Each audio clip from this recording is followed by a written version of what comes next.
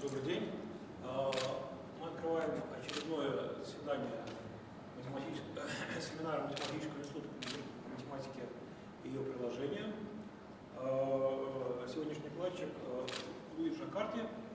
Название доклада Characterization of product states in polynomial algebras in terms of scalar products of n-particle vectors. Yes. Okay, so 1 hour. Yeah. Okay. So,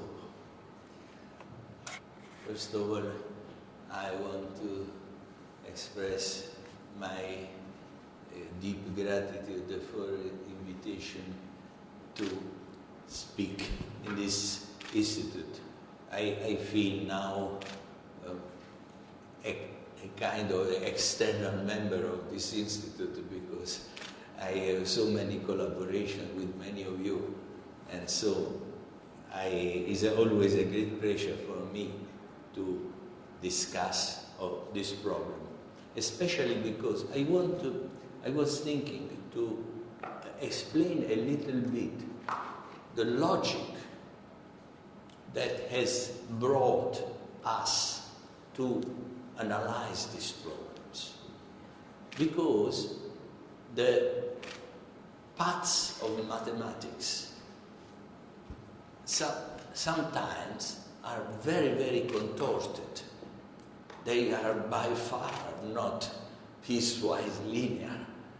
And in fact, if somebody would have asked me when we began to work with Igor Vasilievich and with Sergei Kozyrev, with Irina Rekeva, with Alexander Peshin about and many others I did not mention now, but when we began to work on the stochastic limit, we were attacking very concrete physical problems.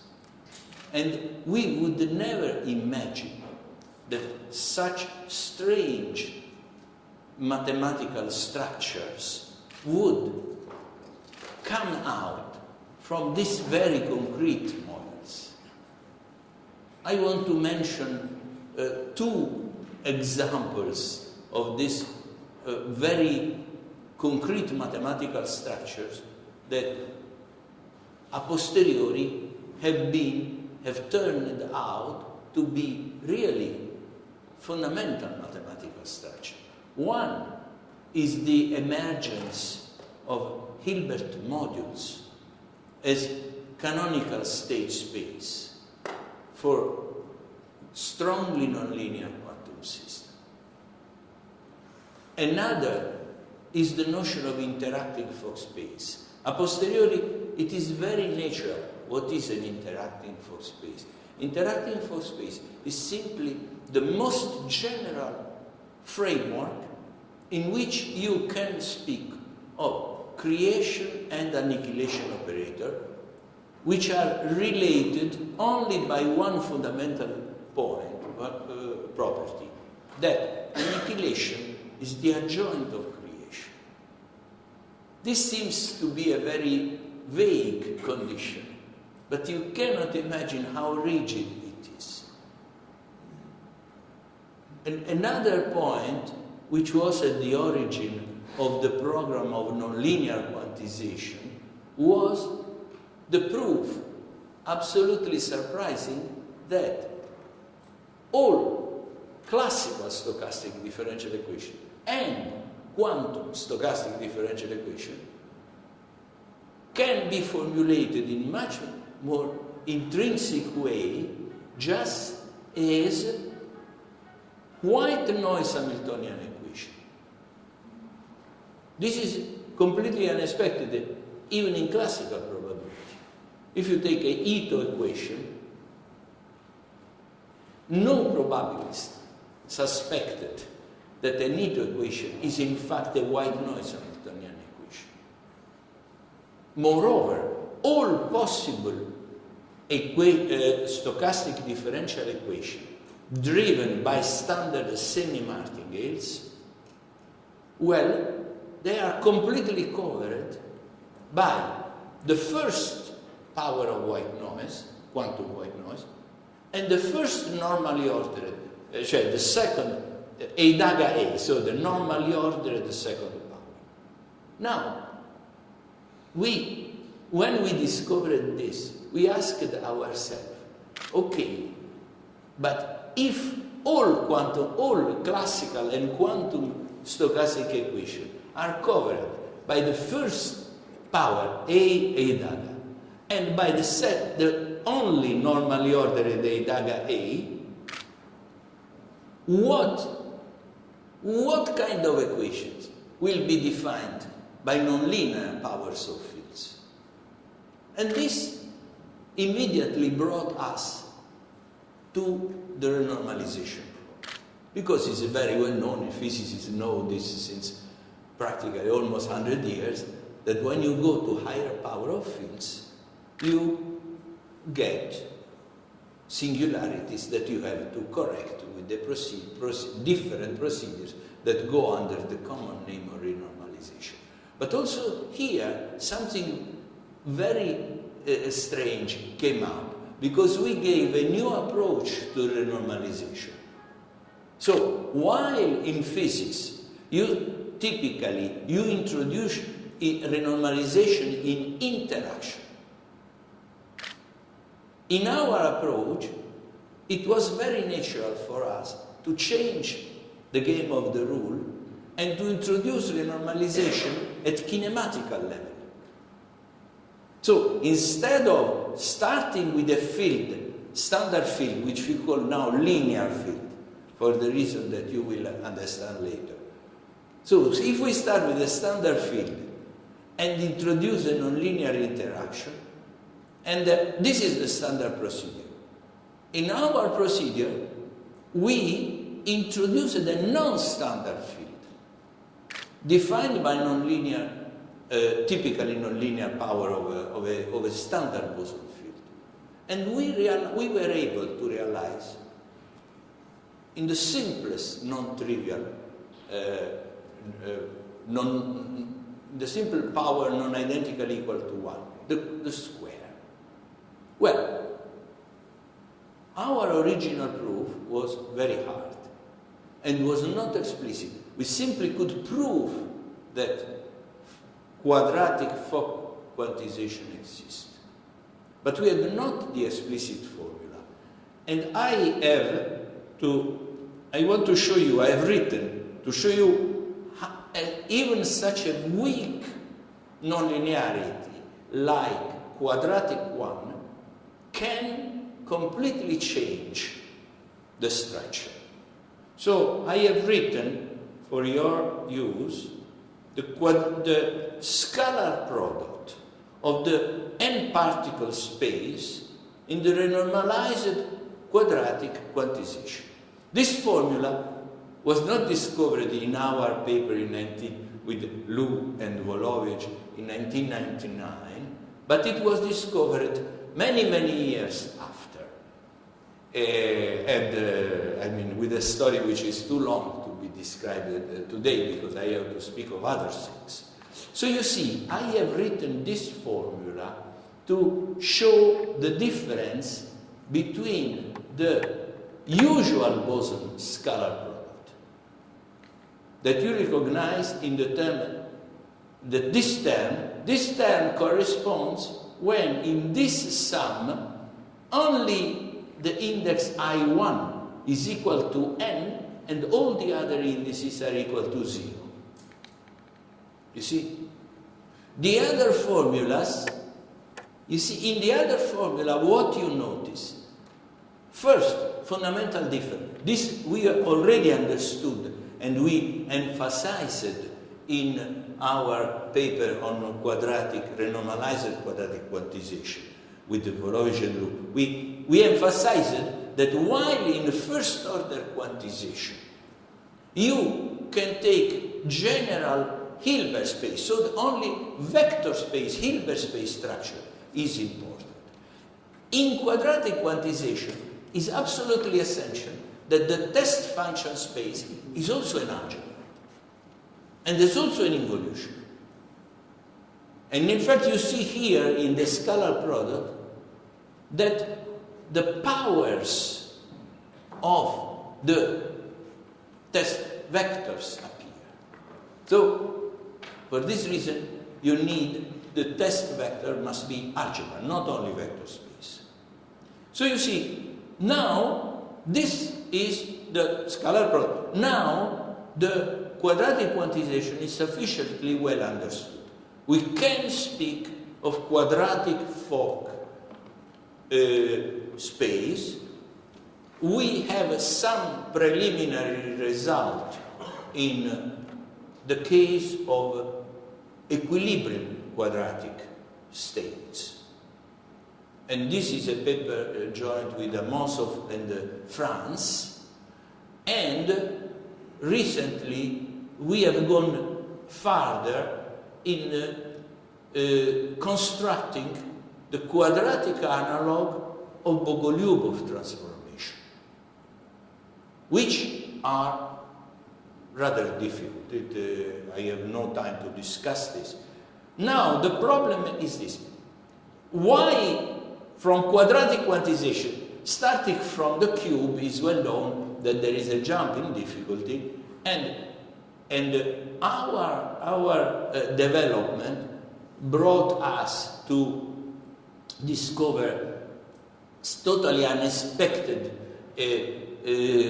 connections. For example, when we try to apply our renormalization approach to higher powers of white noise, we discovered a kind of second quantized version of the Virasoro-Sama logic of Lie algebra. So it is clear that this direction is a direction that is related to important problem in application. But I want to speak not of connection with application, but connection with pure mathematics.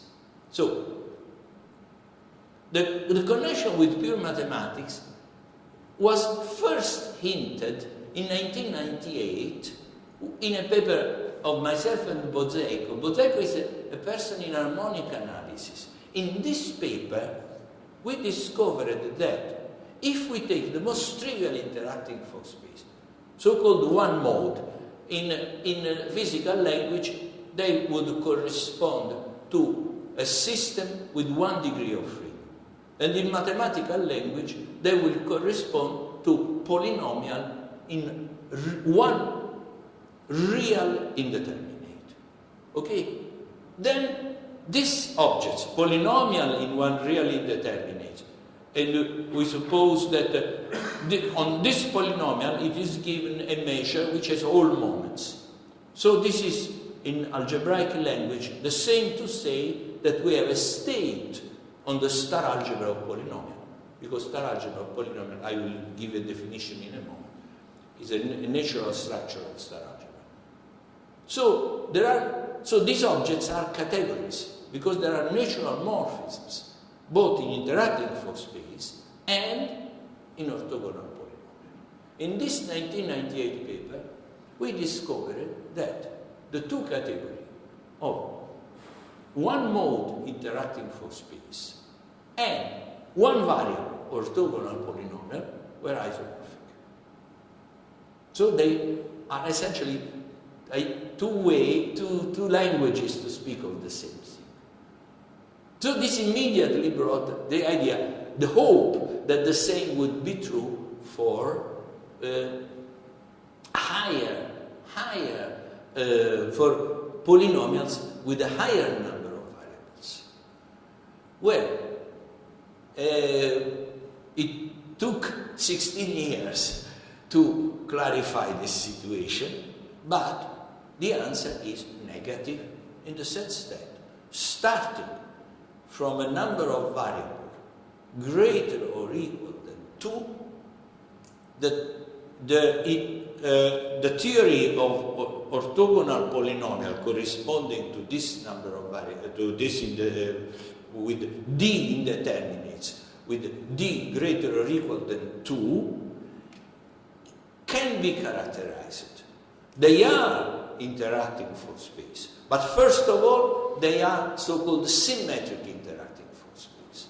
Second, there is an additional condition which is very difficult to formulate and which has to do with the multi-dimensional version of Favart lemma, which didn't exist until 2016, because it is probably the most important, the Favart lemma in one variable.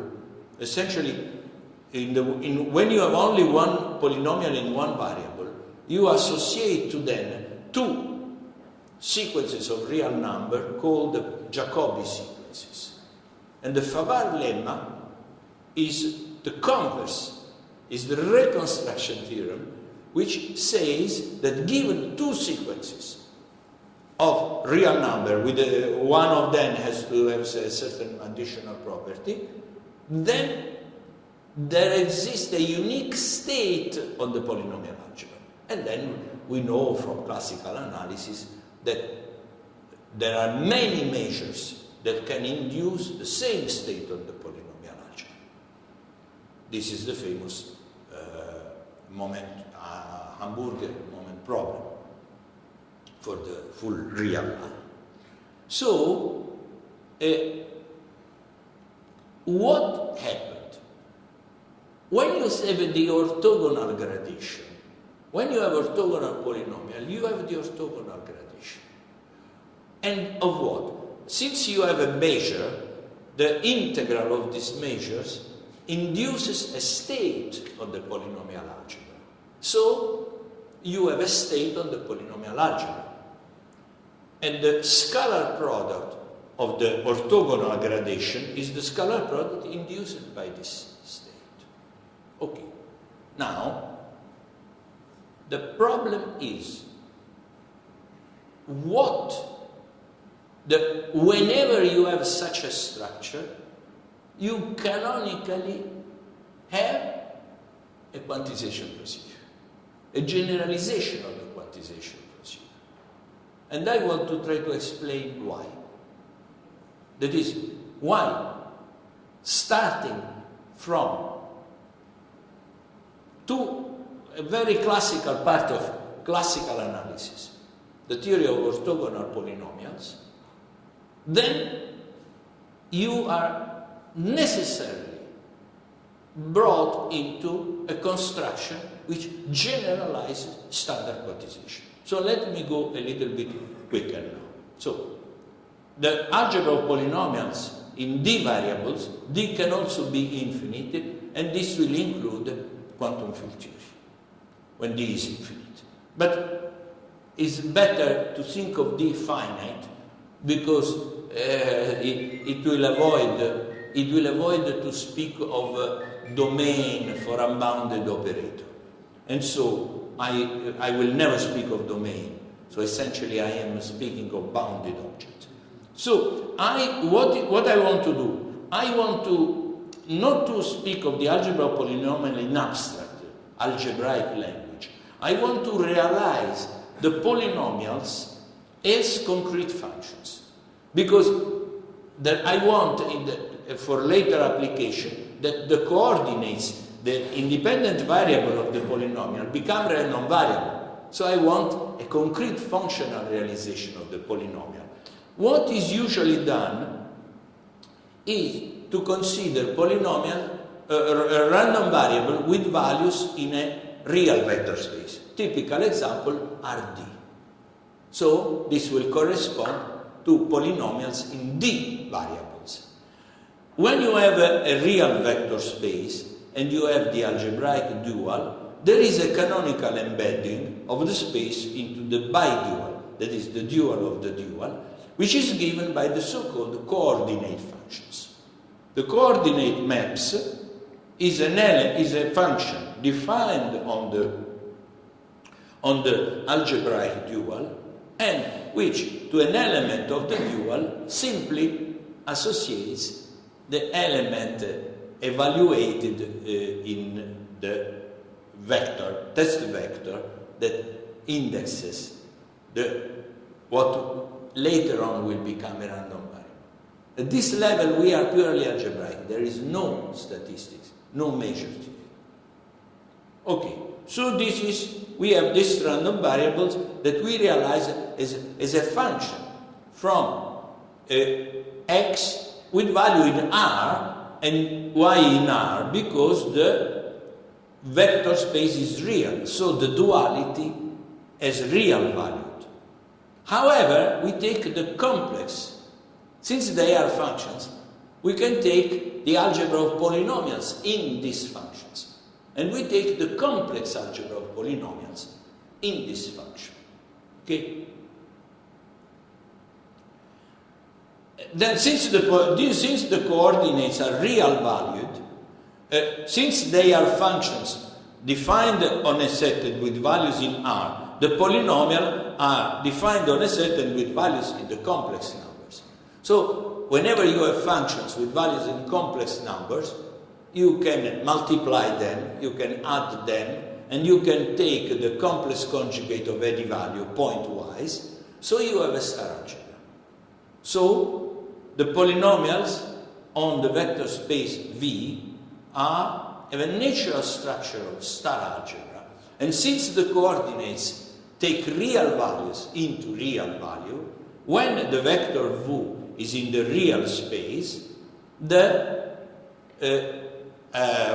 associated function, coordinate function, is Hermitian.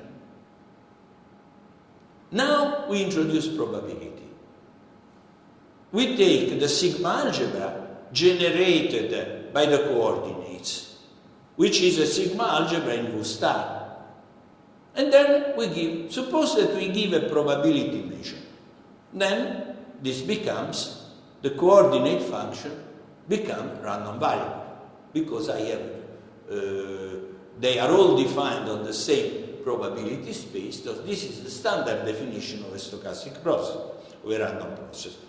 So we interpret this, since this gives a linear function on the dual, we can interpret as a classical random variable with values in the vector space. When you take the simple the evaluation in a single test function, then you get a scalar value, a real valued random variable. So essentially a vector valued random variable is what is usually called a random field. That is a map, a linear map, which to an element of a vector space associates a random variable. Now in the finite dimensional case, typically we identified V is isomorphic to a real finite dimensional vector space, so essentially is identified with RD, and so we are speaking of measures on RD. Okay, and so essentially we have a probability measure not on V star but also on V itself. Now we introduce the property that all moments exist. This property means that the monomials, and therefore the polynomials, are integrable. They have a finite value. Okay, so from now on, for me, random field will mean random field with all moments, for all V and all N. This must be integrable. Okay? And now we fix the vector space, so sometime I will omit from the notation. Now, since I have this measure, I have the associated integral. And I use the same notation for the measure and for the linear functional defined by the integral. And there is a standard way, when you have a state on a star algebra, to define a semi-scalar product. Here is written pre-scalar product. It is more precise to say semi-scalar product, because there can be, and in many important cases, there are zero norm vector for this scalar product. Okay? So, if you want to complete, you have to quotient the zero norm vector. So, for example, we can speak of probability measured on manifold, because the manifold is embedded into the vector space, and the support of the measure is the manifold. This theory includes, and has a very nice connection with algebraic geometry, but again, I cannot discuss it now. So, what we have? One, we have this integral, which is a linear function, but it is a linear function which is positive on positive polynomial, and it preserves the identity. So this is what is called the state in algebraic probability theory, and also in quantum mechanics. In fact, algebraic probability theory takes it from quantum mechanics. So we have a star algebra, which is the polynomial algebra. A positive, normalized linear function on it, and this is called the classical algebraic probability space. When instead of this algebra we take a non-commutative algebra, we speak simply of an algebraic probability space without class. Classical is because the algebra of polynomial is commutative. Okay? And now this theorem is very important, simple proof, but important, because it says among all scalar products on the polynomial algebra, which scalar product are obtained come from a state using this formula. And the characterization theorem tells, okay, normalization is aspect, but the characterization theorem tells that a scalar product has this form for some state on the polynomial algebra if and only if the multiplication by coordinate map is Hermitian, not only for the star algebra structure. So the involution in the star algebra must be compatible with the involution given by the scalar product. If I have a scalar product, I have a notion of adjoint, but a priori is not clear that it must be the same as the involution in the star algebra. This is a necessary and sufficient condition for the scalar product to have this form. Okay? Now, once I have an algebraic probability space, I have the cyclic representation of this algebra induced by the scalar product.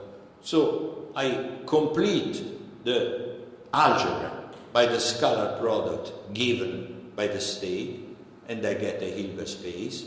I have an embedding of the algebra into this Hilbert space. I have a representation of the multiplication operator by this algebra into the adjointable linear operator, which are densely defined on this Hilbert space. And I have a cyclic vector, which is simply the embedding of the identity into the Hilbert space. So I have now these three objects. I just want to mention for the analysts that are present here that this space H phi is contained in L2, but usually it's not, because it's the completion, L2 completion of the polynomials. And it is very well known that if the moment problem for the measure is not unique solution, this inclusion can be proper. Okay? For standard measure, we are accustomed to Gaussian, even Meissner. This doesn't happen. You have equality here, okay, for standard case.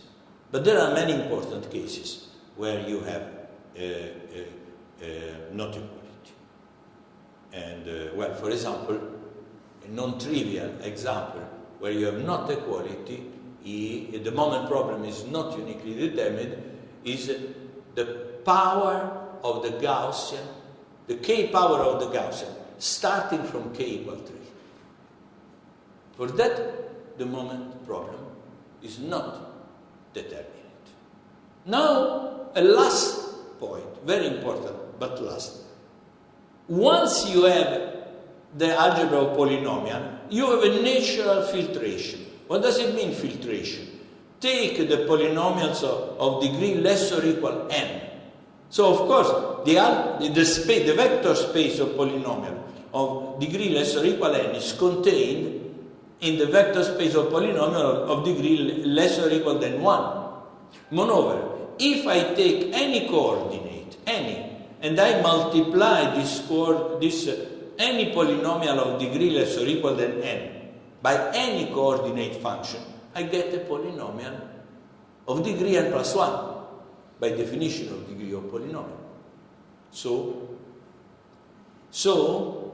summing up, this is interesting that the algebra of polynomial is identical to the algebra, by definition of algebra of polynomial, because a polynomial is a finite sum, a linear combination of polynomial.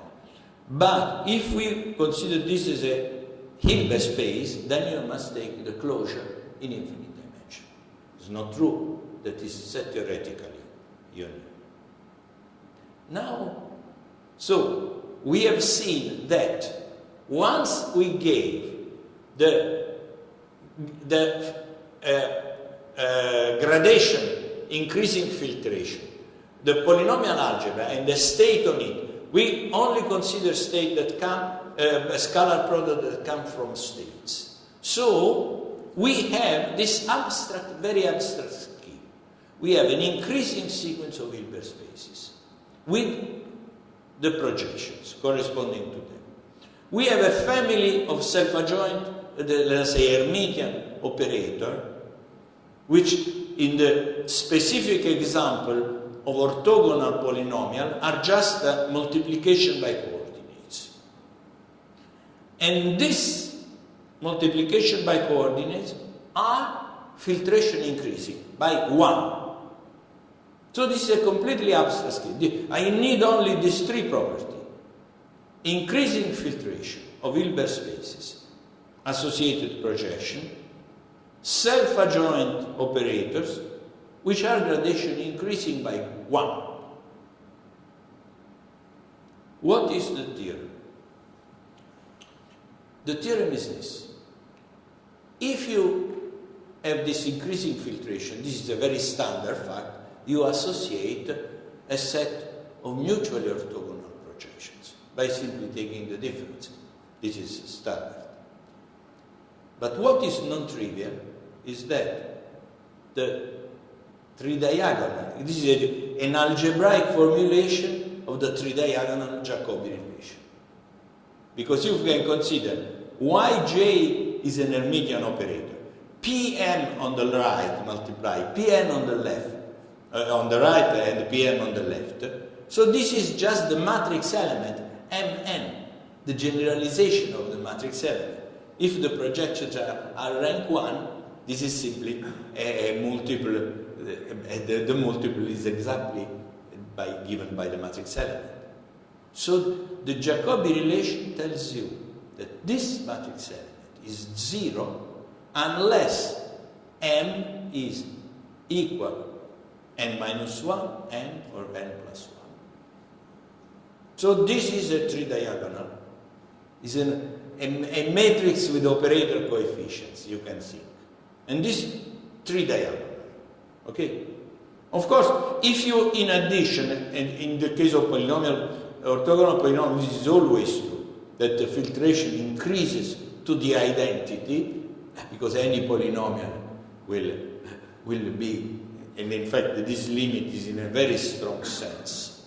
Then this sequence of mutually orthogonal projection sums to the identity. In the same topology, if we have infinitely many.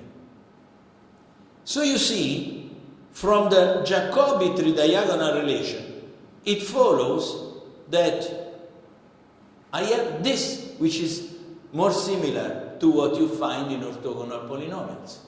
This is called the symmetric Jacobi relation. In orthogonal polynomial, in mathematics, it is more used so-called monic tridiagonal relation. In physics, the symmetric tridiagonal relation are used. Okay? So this is a formulation of the three-diagonal Jacobi relation. Now, I have a partition identity, so I can sum over n. On the left-hand side, the sum over Pn is 1, the identity. So I get Yj. But on the right-hand side, I get the sum of operators, which are very special. So, why? Because the first operator takes from Pn and goes to Pn plus 1. The second operator is diagonal, takes Pn and remains in Pn. And the third operator takes Pn and brings to Pn minus 1. So, by analogy with the physics language, it's very, very natural to call creation, preservation, and annihilation operator these three objects. Okay? So you see, let us sum up what we did. We started with a completely abstract structure, an increasing filtration, a family of self-adjoint operator which increased by one the gradation, the filtration. And automatically we have that these operators are the sum of three operators. One is gradation increasing of degree 1, another is gradation preserving, and another is gradation decreasing of degree 1. And you see that since the Yj are self-adjoint, you see that immediately, if you take the adjoint of this, you will find this. That is, the adjoint of creation is annihilation, and this in the middle is self-adjoint. So mathematics tells you, so in physics you typically interpret Y as a field operator, but there is no this term. This term is never considered by physics. But because gradation preserving operators in physics are typically considered belonging to the dynamics, not to the kinematics. But we know that this is not true. There is a theorem that tells you that the random variables are symmetric in the sense that they are invariant under reflection with respect to the origin of the vector space, if and only if this middle operator is 0. So the fact that in physics they consider field without preservation means that they restrict to symmetric random variables. But why? For example, take the Gaussian. The Gaussian, of course, is symmetric, the standard Gaussian. But take the square of the Gaussian. So if you want to, remember, we want to do nonlinear fields. We want to do power of typically Gaussian field, because Gaussian fields correspond to boson. The square of the Gaussian is not symmetric. So the square of the Gaussian has a non-trivial preservation operator. Okay? So just, if you want to speak of quadratic fields, you necessarily are led to take non-symmetric objects. Of course, let me rush because I see that time is consuming and I am not arrived to the key point.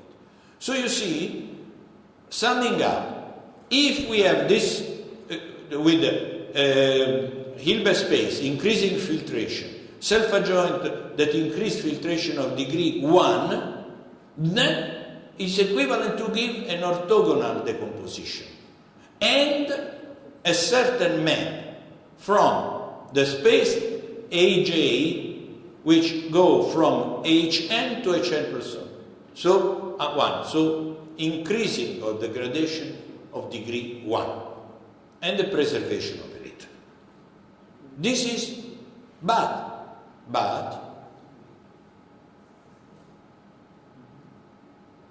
For this reason, motivated by this reason, we call this object generalized creators, generalized annihilator, and generalized preservation operator. Okay? And we call cap operator creation, annihilation, and preservation. Now, okay, this the tridiagonal I said already is called the Jacobi relation. And what is important is that the quantum decomposition of individual operator will be unique up to unitary isomorphism. Another important corollary, the type 1 commutation relation. If you have this structure given by gradation, orthogonal gradation, and increasing by one operator, decreasing by one operator, then these products, the two products, are gradation preserving. So the commutator will be a certain operator in general. Is a kernel, because you see the index yj are the index of the coordinates. The index y you should think, when you think of coordinate function, to x evaluated in ej, where ej is a linear basis of the vector space of test function v. So the right hand side is a gradation preserving operator, and is a kernel. Now, what can we say about this kernel? Well, there are many. The crucial point is that this is a commutation relation canonically associated to such pair: orthogonal gradation, creation map, creation operator. Whenever you have this, you have a commutation relation. These are called type 1 commutation relation, because there is a new type that requires much more, and I will tell you later.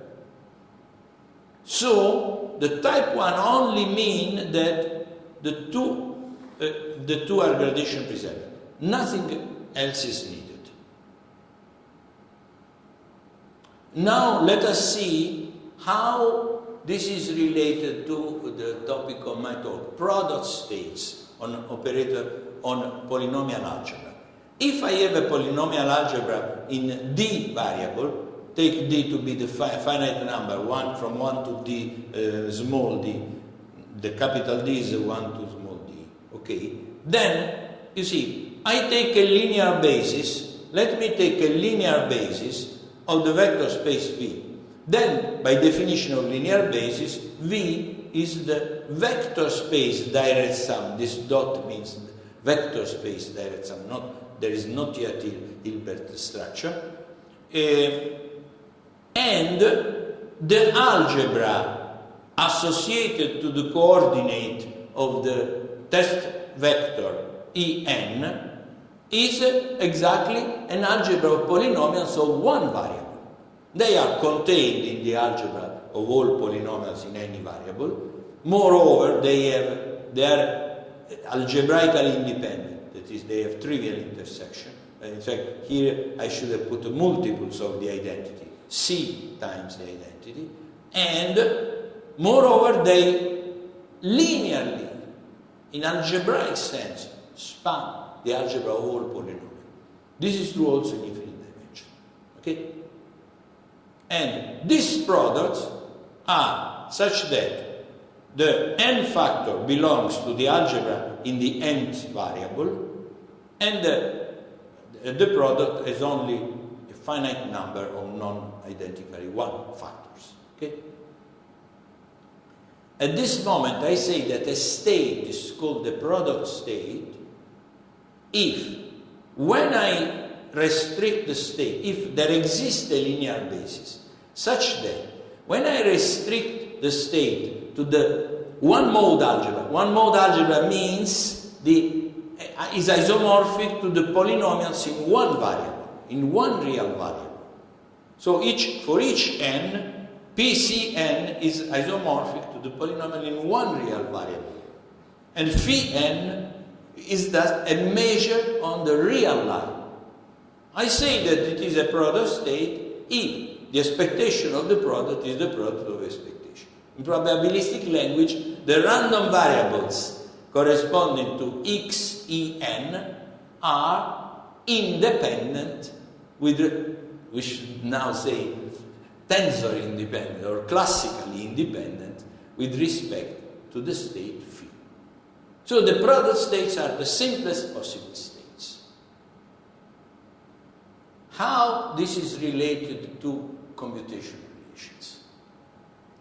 This is related because if you remember, when we wrote the commutation relation of type 1, we wrote that this is an operator-valued kernel.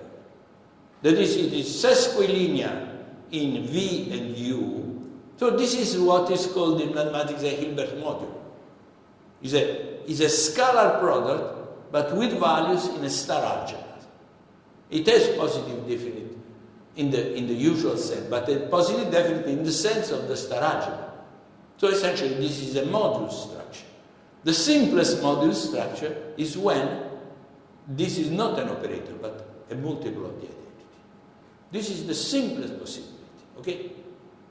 In this case, you can easily verify that this sesquilinear form, which is now scalar valued, must be positive definite. This is a simple calculation, very elementary, but I have no time to insist on it. So, I have a semiscalar product. Remember, semiscalar means that there can be zero non-vector. What is the interesting theorem is this. Essentially, the scalar characterizes what in physics is called the free Bose field, and in classical probability is called the standard unit Gaussian process on the Hilbert space given by the scalar product coming from the commutator.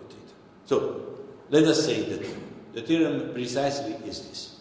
Take a real vector space and take a sesquilinear, a semi-scalar product on the complexification of V. Because remember, we take complex valued polynomial.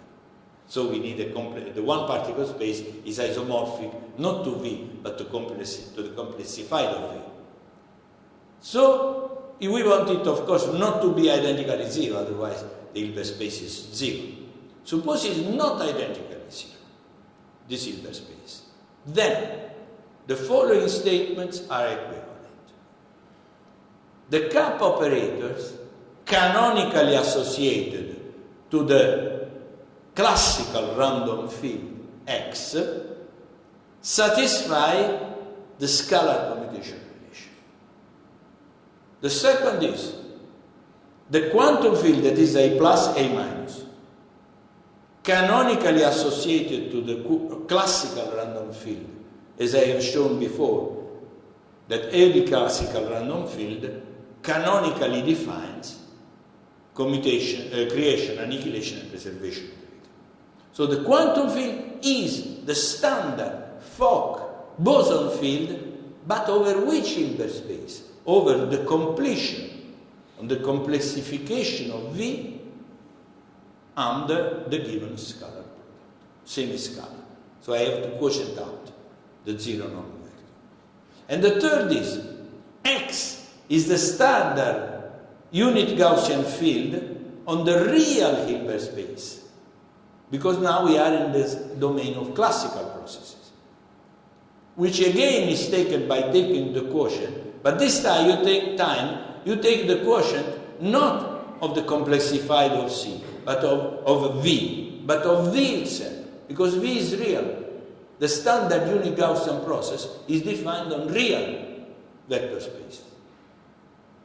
So, you see this is completely equivalent. So we see that if we consider this general quantization structure that canonically emerges, you see that is the in the simplest possible case, you get the usual quantum fields. So you will intuitively understand that, and moreover, look, from this you very easily see that if the two vectors u and v are orthogonal, the corresponding creation and annihilation operator commute. And there is a theorem, I will formulate here,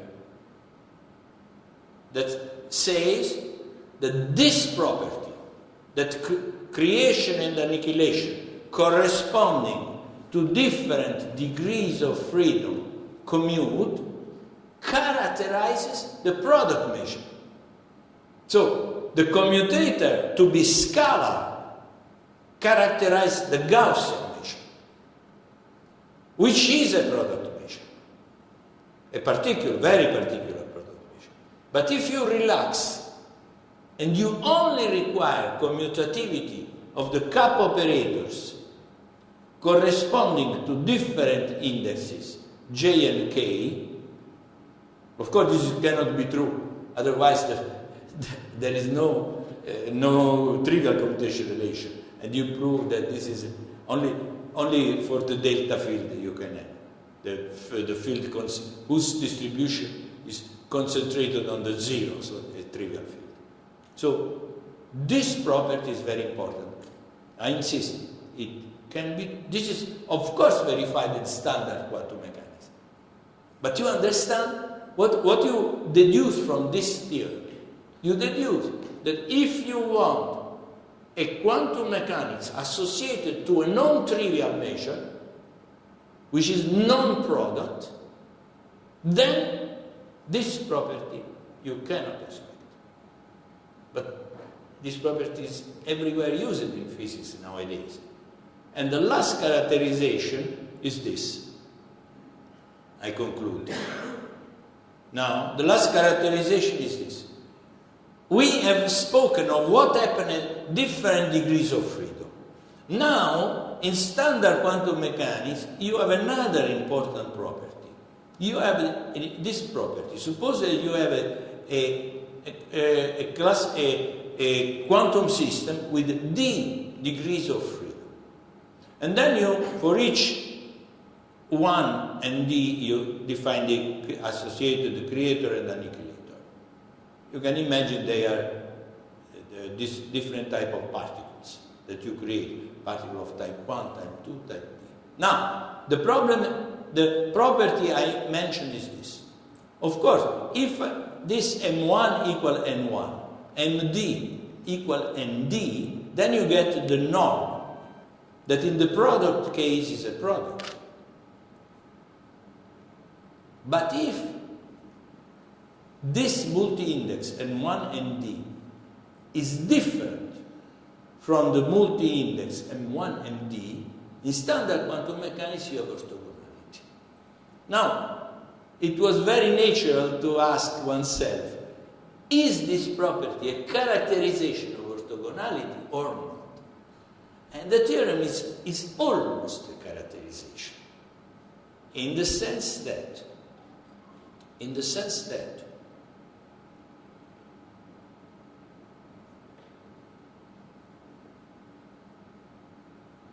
well, we are very near to a characterization. Let me say the first theorem. The first theorem tells you that if you have this orthogonality, then the vectors, this is the n particle vector, M1, MD sum to a fixed natural number n. If I apply the annihilator J, I obtain a multiple. What is the delicate condition that we need in addition? That is, here is an open problem. I will tell you in a moment. You see, this is you have the vector which has M1 particle of type 1, M2 of type 2, MD of type D. And in the denominator, you have the vector which has exactly the same number, but the J particle is diminished by 1. Because annihilator of the J, this is AJ, and you guess that it will kill one particle of type J. The other one, it doesn't affect. However, there is this scalar which depends on the hull index. And the condition that it comes for having a product measure is, let me show you, is this condition. Essentially, this condition means that in fact, this depends only, you see, the k index is +1. Here the k index, but they are equal. And here, the j index is on the numerator mj, on the denominator mj minus 1. So essentially, you can prove that this is equivalent to say that this quotient, that this norm has the factorization property that you expect from product norms.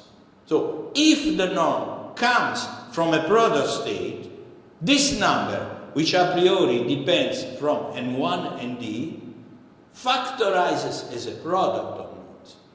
Now, the problem is, do there exist orthogonal polynomials that satisfy the first condition, that is the annihilator aj applied to m vector gives m minus 1 vector on the same space as j as the annihilator. However, this condition is not satisfied. We can construct example with interacting Fock space, but we are not able yet to construct example with orthogonal polynomial. What is the difference? The difference is that in interacting Fock space, the coordinates don't need to commute. The commutativity constraints is enormously restricted. It corresponds to the fact in physics that fields with the real valued test functions mutually commute. So it's, from the point of view of physics, it's very natural. So you see, this is another property that we cannot expect from interacting theory, namely the fact that vectors corresponding to different numbers, multi-indices, are mutually orthogonal. Because in some sense, if we could find this example I told you, that means that there will exist a non-trivial interacting measure for which this property is satisfied. I doubt it exists, but it may be. If it exists, it will be a very interesting class of measures, because they are non-products, so they are truly interacting measures. But they are simple because they are completely determined by scalars. So I think I can have shown you what is now the problematic that came out from the stochastic limit. As you see, we are very far from physics now, but we are, in a certain sense, we are coming back, because we are looking at standard physics from a higher point of view, because we understand from where this structure of quantization comes. And we understand that it is a very general phenomenon, and we understand that if we want to go in really interesting fields, really self-interacting fields, we cannot stick to the Heisenberg commutation relation. Impossible. So essentially, we have to rewrite the axiomatization of quantum field in view of this interacting theory. It's a strong statement, but I think that now the evidence accumulated is so much that I think any reasonable mathematician would agree. Okay, thank you.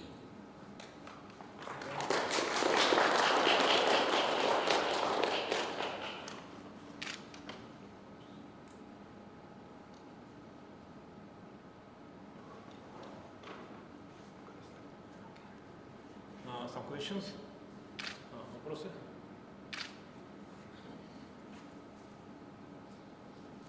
For the ordinary quantum theory, it's very important to have a unitary representation of the Galileo, Lorentz, Poincaré group. Yeah, yeah. What you can say about interacting? Exactly. The field, the classical field, must have this invariance property. Because I couldn't speak, but not only we have the particle structure and the orthogonality and so on, but all the so-called second quantization procedure. Namely, if I have an operator that acts on the one particle space, I have the second quantized version that acts on the polynomial algebra, which now we and also on the quantum polynomial algebra. And so, if the classical field has invariance with respect to a group, then it will induce unitary operators in the generalized quantized version. Symmetries of the field will become, but of course there are typically, for example, just to say let us take the square, which is the simplest possible case, but there, in the case of the square, you know that for fields that in addition to the unitary implemented by the single particle space, there are the Bogolyubov automorphisms, which are implemented by the complex space considered as a real Hilbert space. In the quantum case, you can prove that only very small group of diffeomorphism of the basic vector space V can be implemented, but typically rotations are diffeomorphism, and they keep Lebesgue measure. So we can rotation with translation is more difficult, but rotation surely everything is. The second quantization of symmetries is clear.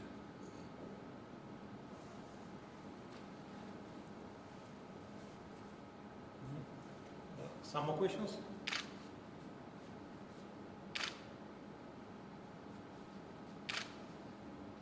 Okay, so if there are no more questions, so let us thank the speaker again.